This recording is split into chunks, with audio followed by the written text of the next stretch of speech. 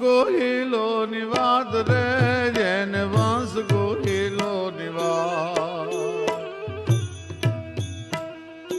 આંખેથી જ બાળ સમજાવે, તે દુની નીંદ રૂનાવે, એને આંખેથી જ બાળ સમજાવે, તે દુની નીંદ રૂનાવે.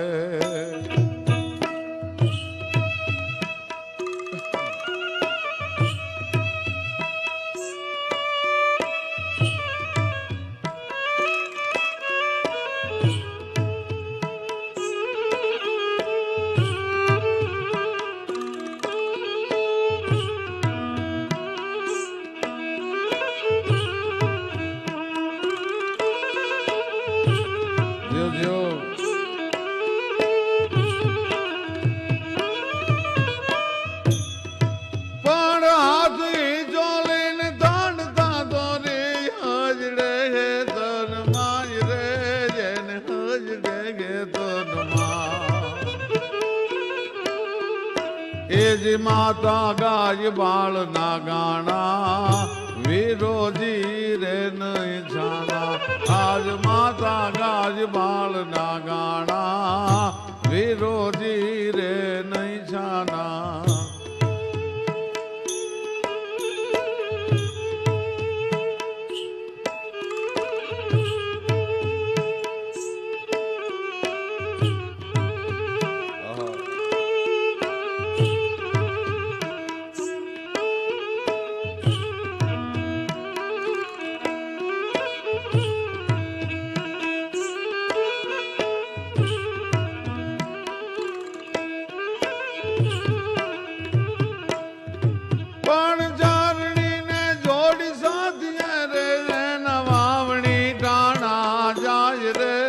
એના વાવણી ટાણા જા,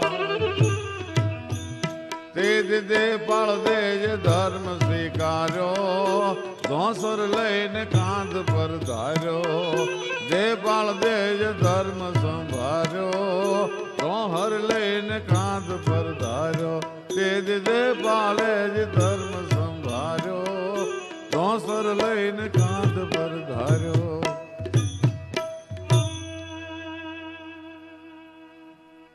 ચારણોની વાણી છે એની કેવી તાકાત હોય.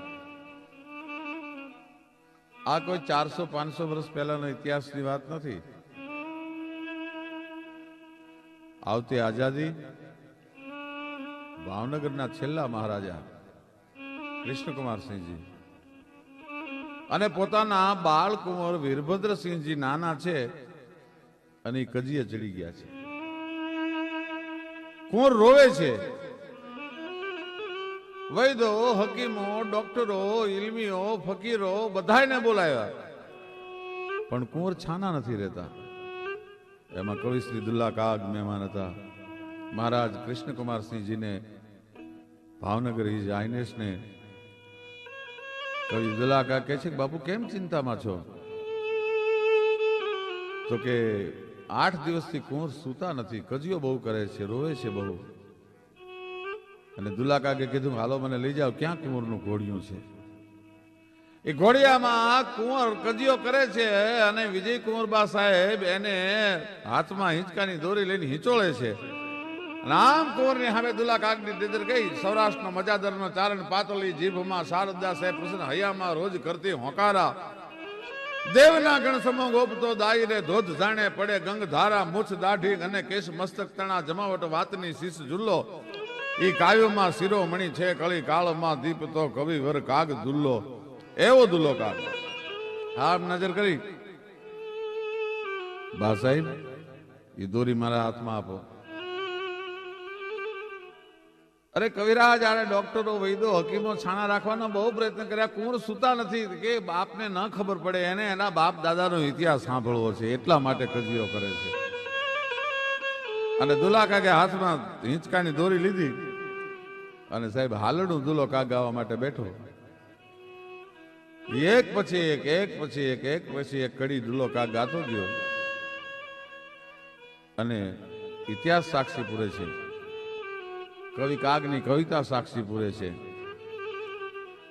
એજી 8 દિને જાગને વીરાને ગાવવા માંડી ઊંઘ રે એને ગાવવા માંડી હાલ રડે જ આંખ ઘેરાણી વાલી લાગી કાગની વાણી એને હાલ રડામાં આંખ ઘેરાણી વાલી લાગી કાગની વાણી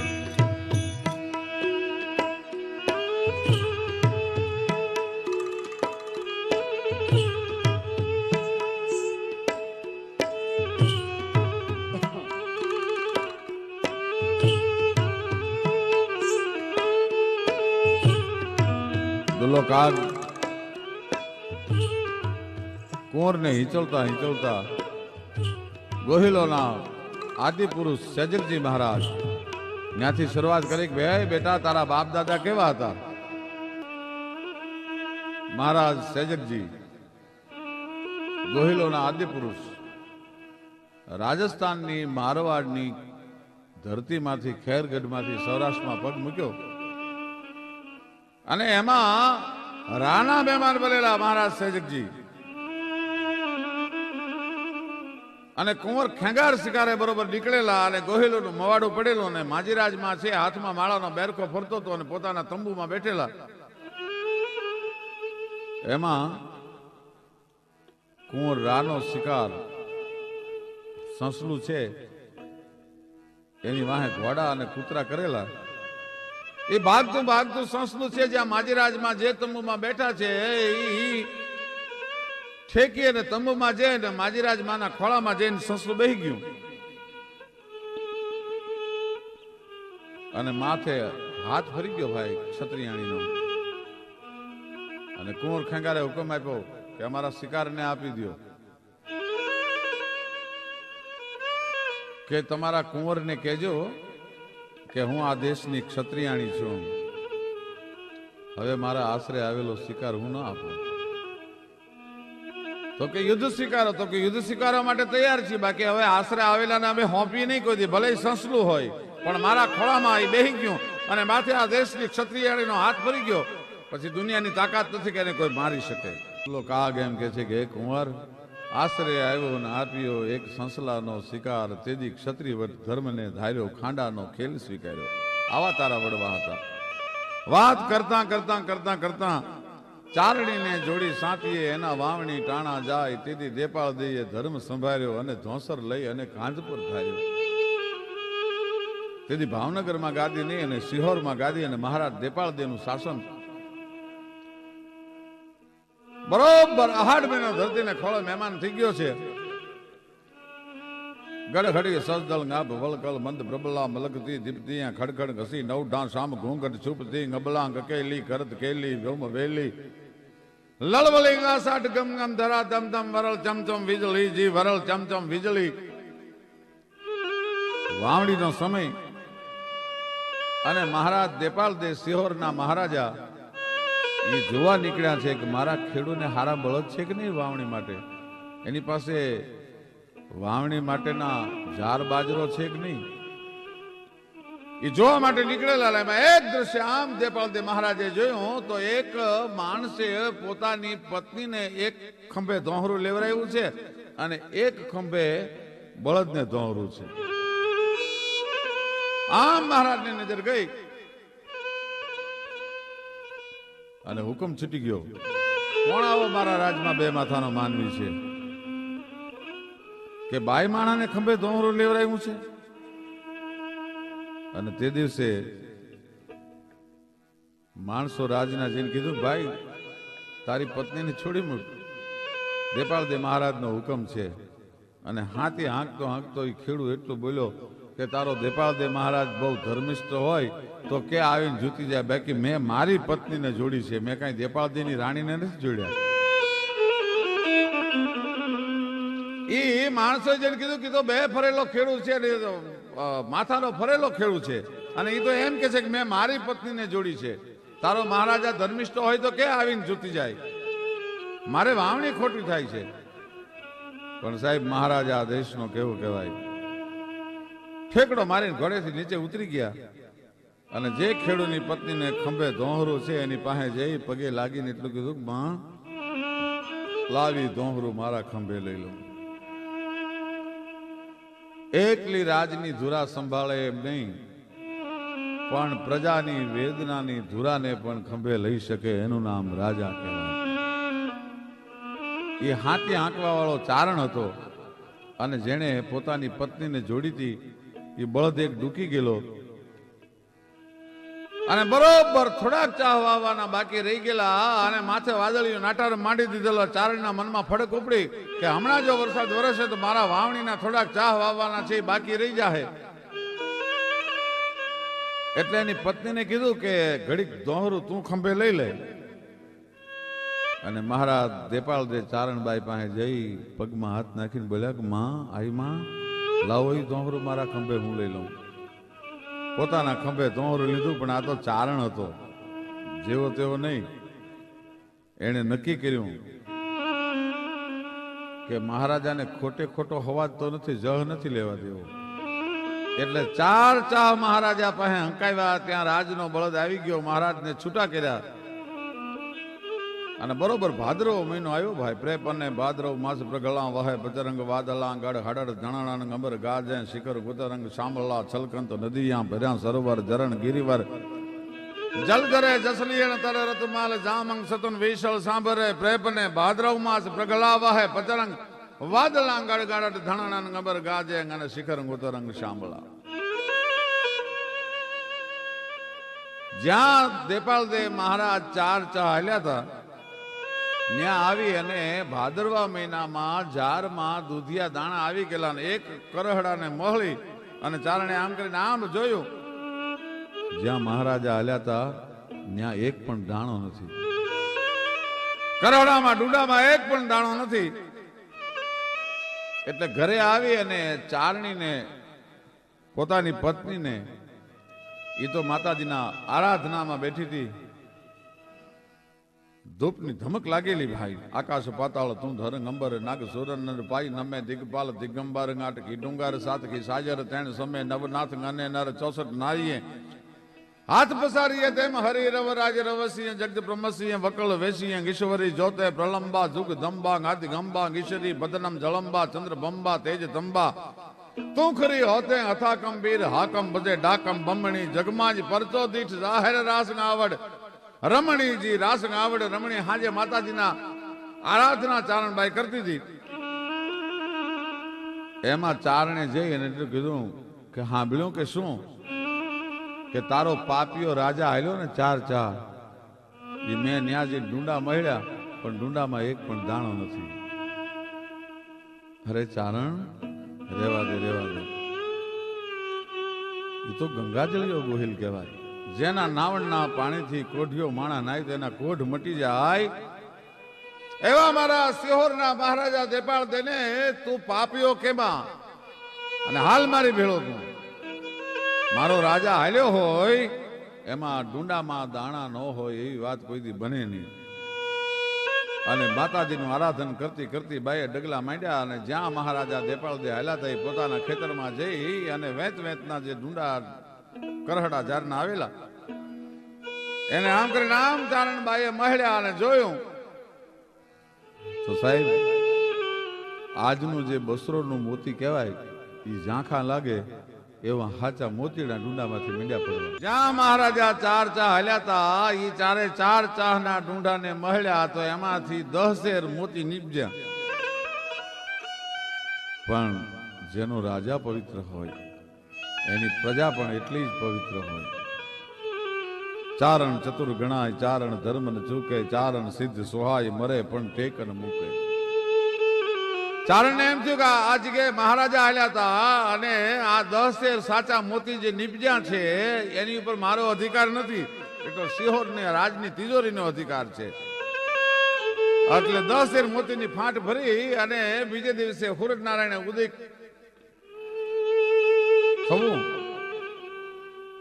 અને રાજની કચેરીમાં જઈ અને ચારણે કીધું લ્યો બાપુ આ હાચા મોતી. અરે કવિરાજ મેં તમને કઈ આપ્યું નથી ને હાચા મોતી આવ્યા ક્યાંથી?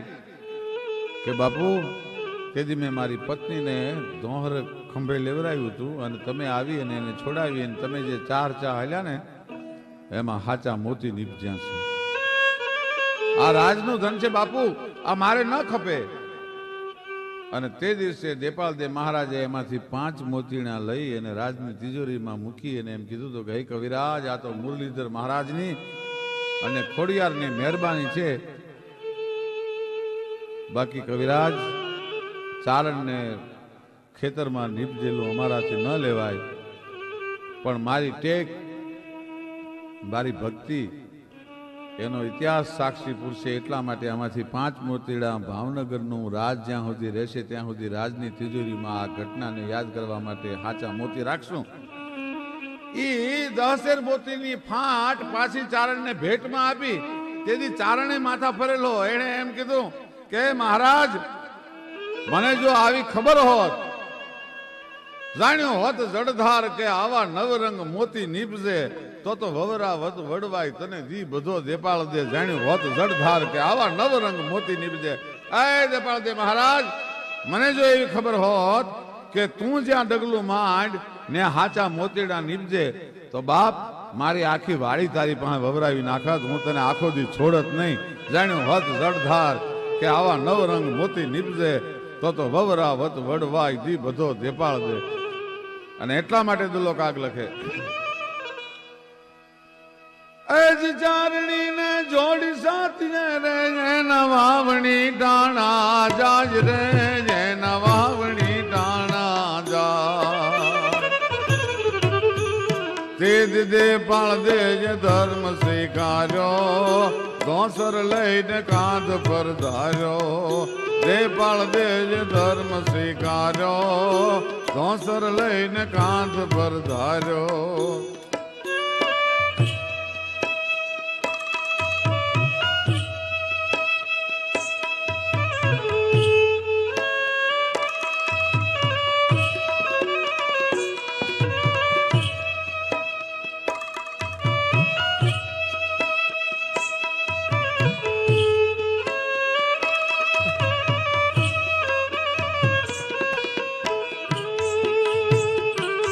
બાપ, મહારાજ સેજરજી જેવા,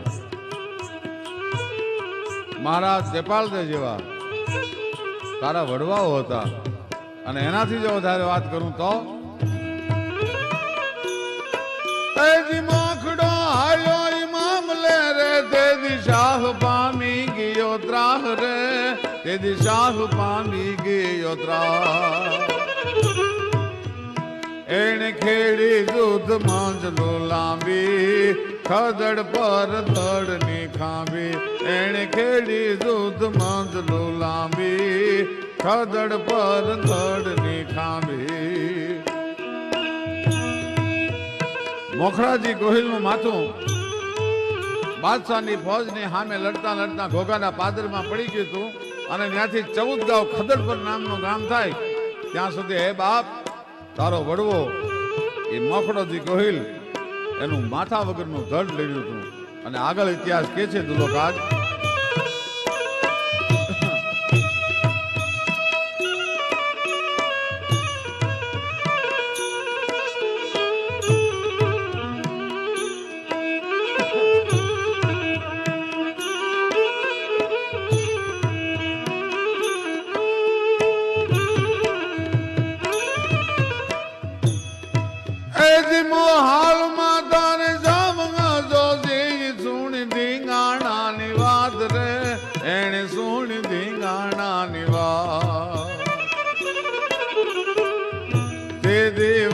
માળ ફેંકીને આવ્યો રણ માં ઠેકીને. તે દીવર માળ ફેંકીને આવ્યો રણ માં ઠેકીને.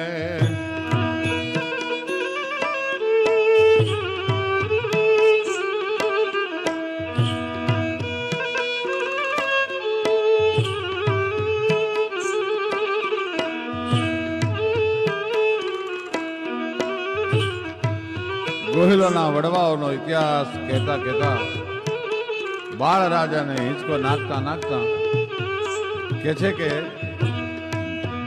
બાળકુંવર વીરભદ્રસિંહજી ને નીંદર લાગી ગઈ. 8 દીથી જે કુંવર સૂતો નતો એ સૂઈ ગયો. કારણ શું? એને ચારણની વાણી બહુ વાલી લાગી. આઠ દીને જાગરે વીરાને ગાવવા માંડી જૂંઘ રે એને જાવવા માંડી જૂં. હાલ રડે આંખ ઘેરાણી વાલી લાગી કાગની વાણી. એને હાલ રડામાં આંખ ઘેરાણી વાલી લાગી કાગની વાણી.